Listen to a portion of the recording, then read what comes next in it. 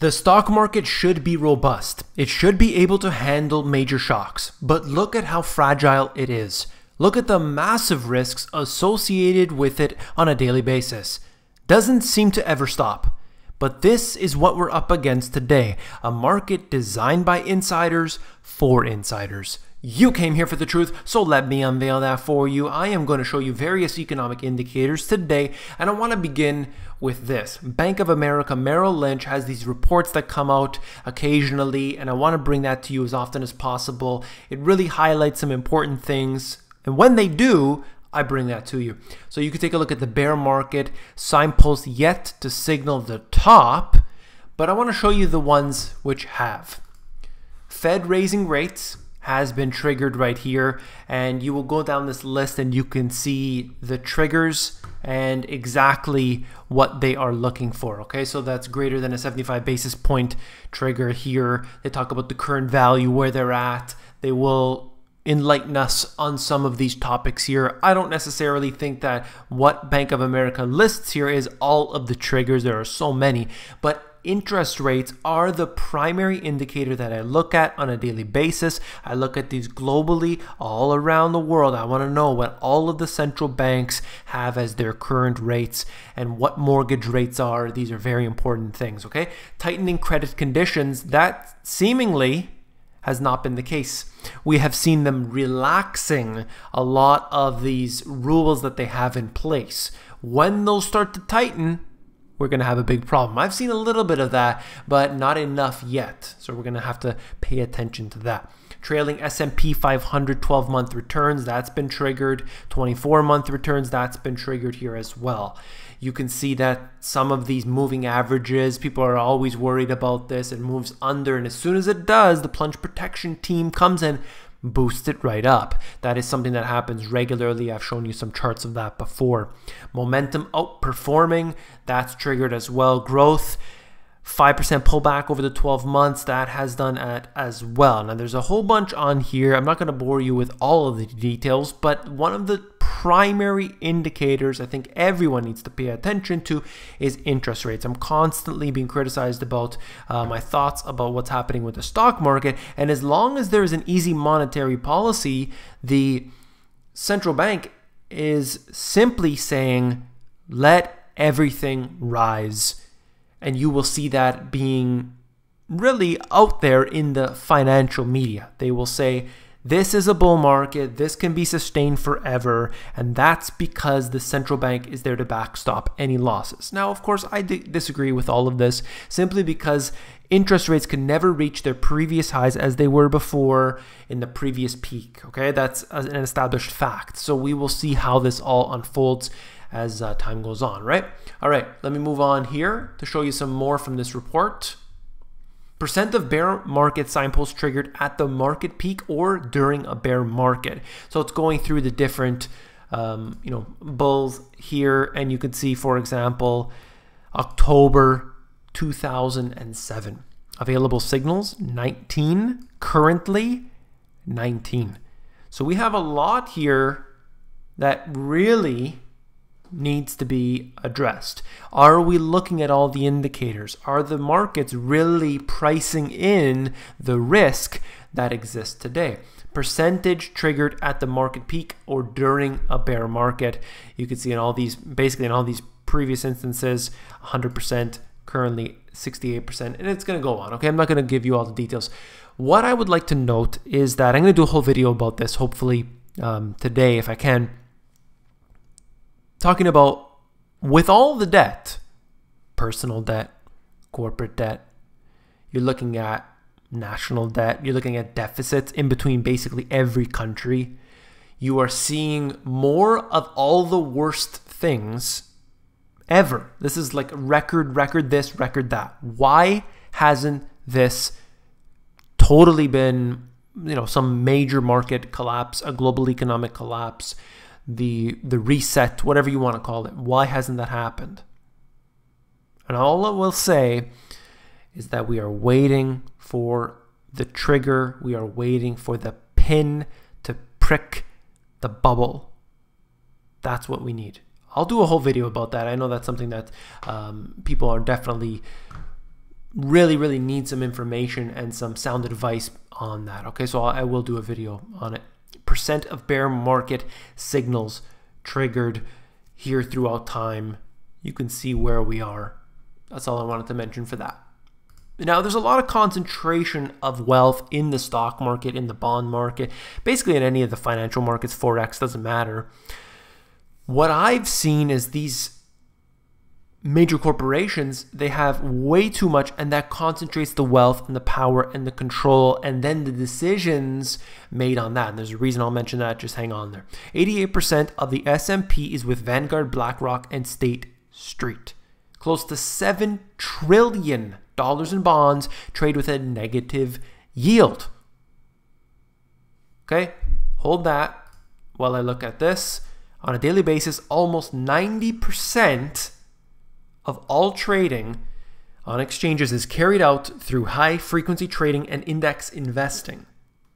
In the words of the recent FS Insider guest, markets are no longer driven by humans but by machines, and machines know the price of everything but the value of nothing.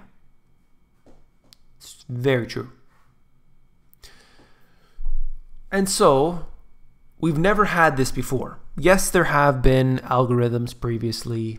Yes, derivatives have existed for decades. But there has never been a time ever that we have seen the markets completely controlled by computer algorithms. Yes, the humans could simply turn them off. But that's not going to work like that. They can't react faster than the computers, that's for sure.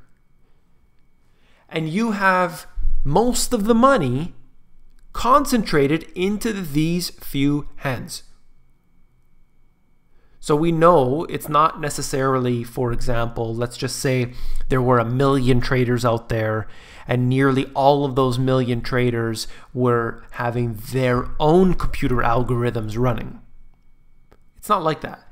It's that there are many traders out there who do their own thing, day trading. Maybe they work for small companies or things like this, and they do their own thing. Maybe they have high frequency trading. Who knows? Although generally it's reserved for the big corporations because it is very expensive. But what I have seen is that all of the total value of the S&P in this example is concentrated into a few hands. They're controlling them with algorithms so that you have a few algorithms, literally a handful of algorithms deciding, do we buy, do we sell? What do you think is going to happen as soon as those triggers sell?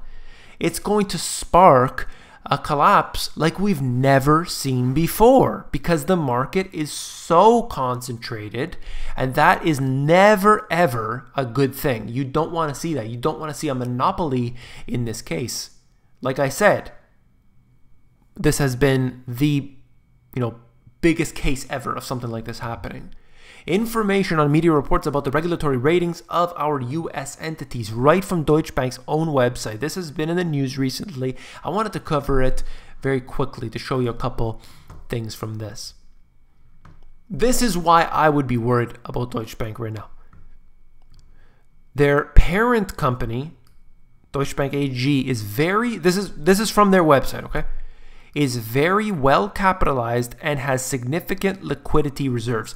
That should be a red flag going up. Everybody should head for the exits immediately. When they tell you that everything is going to be okay and everything is just fine, it is always 100% of the time the opposite. Does anybody remember, the air is safe to breathe? Well, we found out the truth later. Anyway, going back to this topic, I would be very concerned about this if I had any of these stocks. Definitely would not want to be hanging on to them. It's at a record low right now at this time, as far as I'm aware. Look at the CDS here. People are concerned about it, and so the basic insurance policy on it has become, has increased here, and for good reason. There's the stock going under that 10-euro mark. It should be a lot lower than that, but hey, it's being pushed up by some individuals. I'm really surprised that the ECB hasn't stepped up their game on Deutsche Bank. Maybe they want this to happen. They want to keep a little fear in there to ensure that they can keep control. They need a reason to have these, CSPP program and all the other asset purchase programs that they do have in place. And then last but not least, with all of the automation that's going on in the financial industry, it also extends into basically every other type of business. We are seeing the banks that they will have, for example, one customer service representative in the bank, and then a whole bunch of iPad type screens where individuals can do all their banking from that screen. And if they have a problem, then that individual will help them out. They're experimenting with that. They're experimenting with, different airports are using robots. Hospitals are using robots in order to, the intention is, quote, increase productivity. In my experience in the financial industry, increasing productivity means basically getting rid of people. So you have generally what would happen if it's not robots, which is now being implemented pretty much at every financial company, robo-advisors. If we're not talking about that, we can say that the increase in productivity, which was, personally, I witnessed this in 2008. Increased productivity was basically if you have a team of, let's say, 10 people, fire 3 people and then spread that work over the remaining people. That is just the case. So it also extends into the farming practices as well. Why have a human being driving that tractor around when you can have a robot doing it? It makes a lot of sense financially. We've seen more and more equipment replacing human workers, and in a way I could see it's a good thing. It puts this business, John Deere as an example, keeps them going, right? But what about these factories are becoming more and more automated, more and more robots are all doing these type of work, right? So I could see that, double-edged sword as well. I'm seeing jobs created in a way. I'm also seeing a lot of jobs lost. A lot of people don't want to do farming. They don't want to be farmers. They're going more into service-based industries. They're going to retail, and things have really changed. That's for sure. I think actually, this is just to inject my own personal opinion, is that people should do a little bit of backyard farming. Okay, maybe if you do a little indoor farming, if you can as well. Small scale does help out, definitely. That's something that I think is important. What we are seeing today is not a good sign for the future, because in the next downturn, whenever that is, we're going to have a lot of problems recovering from that. Each one is harder and harder to recover from. And the only solution that I've seen from governments around the world is universal basic income, basically giving everybody a welfare check. I'm at a loss for words. That's all. If you found this video informative, please give me a thumbs up. When you give me a thumbs up, it helps to support this channel, so I do appreciate that very much. If you found the video informative, I know you will find my books, The Money GPS, and my newer release, Global Economic Collapse, even more informative. You can actually flip through these books. All you need to do is go over to Amazon. There's a look inside feature. It's going to allow you to flip through the pages of these books to see if you like them. Take care.